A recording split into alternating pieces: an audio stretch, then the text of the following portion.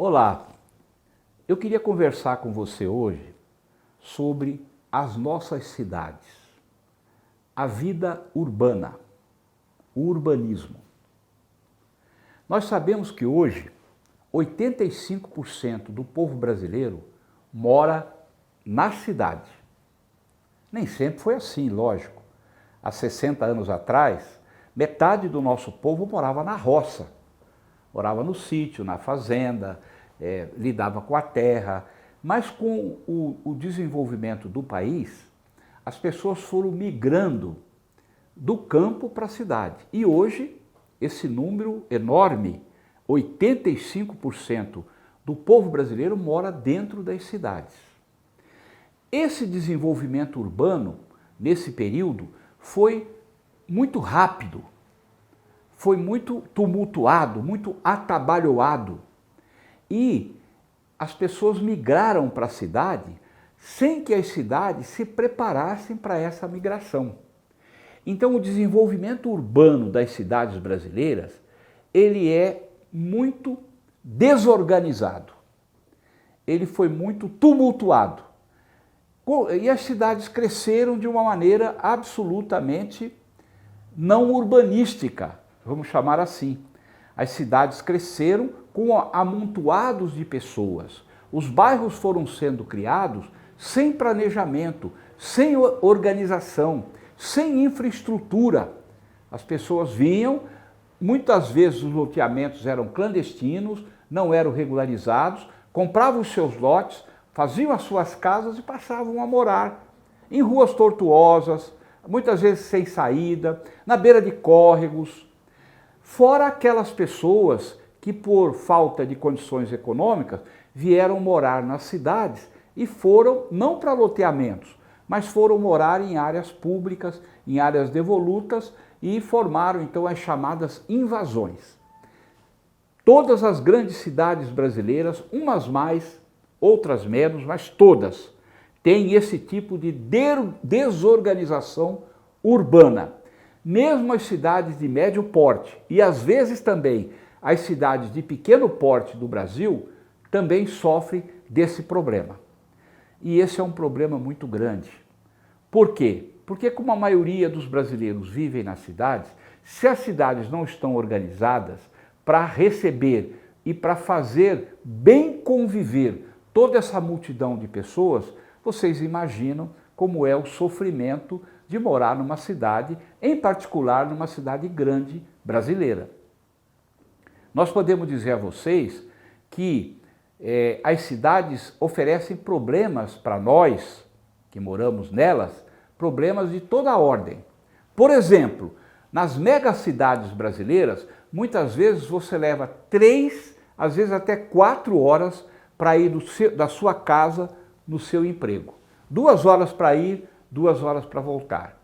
O trânsito das cidades, ele é absolutamente insuportável. Os congestionamentos, a demora, a quantidade de veículos que existe em vias públicas que não estão preparadas. As nossas cidades, elas são muito insustentáveis. Por quê? Porque elas não têm uma vegetação em número suficiente para oferecer conforto para as pessoas. Conforto térmico, sombra. Conforto hídrico, vapor d'água. Conforto estético, a beleza que as árvores oferecem para nós, o convívio com a fauna. A quantidade de árvores na maioria das cidades brasileiras é muito abaixo do que é preconizado mundialmente. Também as cidades, elas tiveram essa mania, uma necessidade, mas também uma necessidade exagerada, de se impermeabilizar. Ou seja, asfalto e cimento para todo lado e o solo coberto por esse material impermeável. Quando vêm as chuvas cada vez mais fortes, cada vez mais violentas, cada vez mais cruéis, causadas pelas mudanças climáticas, o que acontece com as nossas cidades? Não absorvem água no solo. Essa água escorre para os baixios dos bairros ou para os córregos e produzem as famosas enchentes, que infernizam a vida dos brasileiros que moram nas cidades. não só em cidades grandes, cidades pequenas também, que se situam na beira de um rio ou na beira de um córrego, têm sofrido cada vez mais enchentes devastadoras. Temos visto isso quase todo dia nas mídias, pela televisão ou pelos jornais, o que tem acontecido, o sofrimento das pessoas.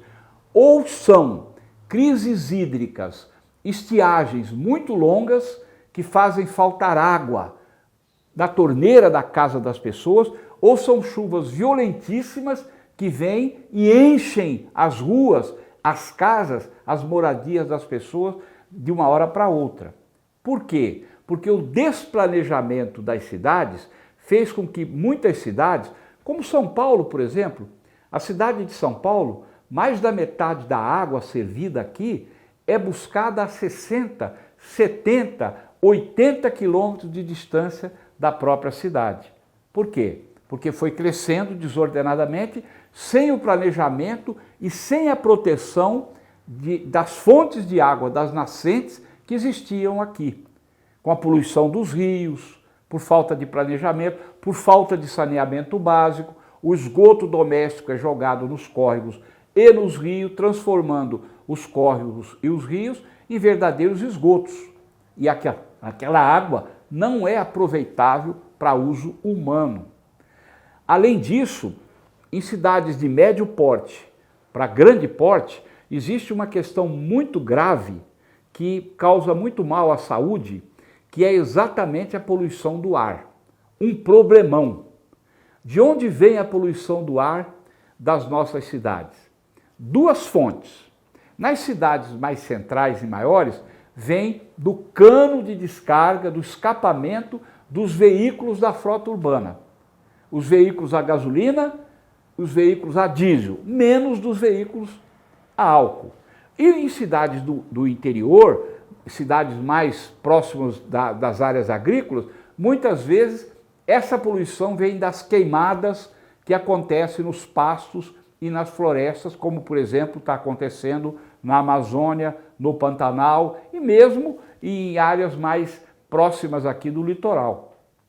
A poluição do ar na cidade de São Paulo, segundo o professor Paulo Saldiva, mata cerca de 5.000 pessoas todo ano pelos particulados de enxofre oriundos do cano de descarga dos carros. É um problemão, fora os que ficam doentes, crianças e idosos, asma, bronquite, pneumonia, que esses poluentes causam nos pulmões das pessoas. Portanto, nós precisamos rever o conceito e rever a construção das nossas cidades.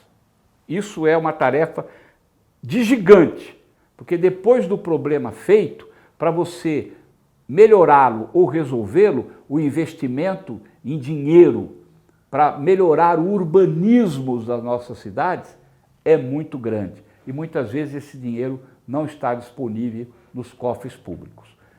Urbanismo é coisa séria. Nós vivemos nas cidades. Portanto, vamos cuidar e vamos melhorar as nossas cidades.